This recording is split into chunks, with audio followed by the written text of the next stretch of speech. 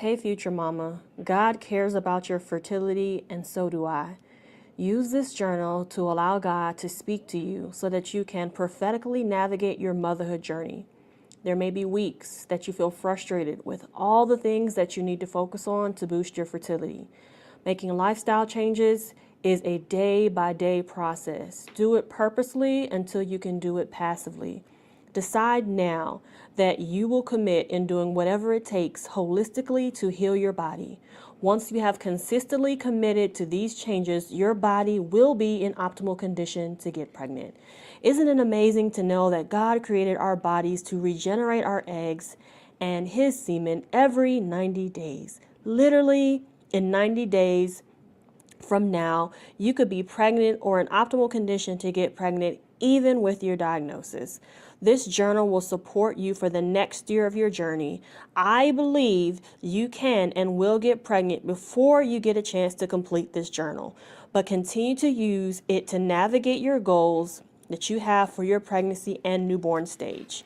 Welcome to Prophetic Pregnancy Journaling. My name is Michelle Tillman. I am the owner of Fertility Freak, where we help couples who are struggling to get pregnant to unblock their fertility so they can start the family of their dreams. You can follow along with us in this journal. It is on Amazon. So go ahead and type in Michelle Tillman Prophetic Pregnancy Journaling so you can be journaling with us. I give this journal to all of my clients who start with me in our group coaching program because I understand that many times people come to me with their diagnosis, what their doctor has told them, or what they have been through, and some of the traumatic situations they have had to endure. And so when they come to me, and I'm like, okay, girl, here's 27 things that you got to be doing if you want to improve your fertility. They're like, whoa, okay. I didn't know I should be doing all of that. And so it can become overwhelming when you don't have a weekly strategy and plan for what you're going to be focusing on that week. So in this journal, I have a little letter that I've written to you. And I want you to know that I got your back. And I've made this because of the 16 women who I've been able to help get pregnant at this current time. I know there's more to come from the past year. I have learned that helping them break down their goals into mini goals is what's made them more successful.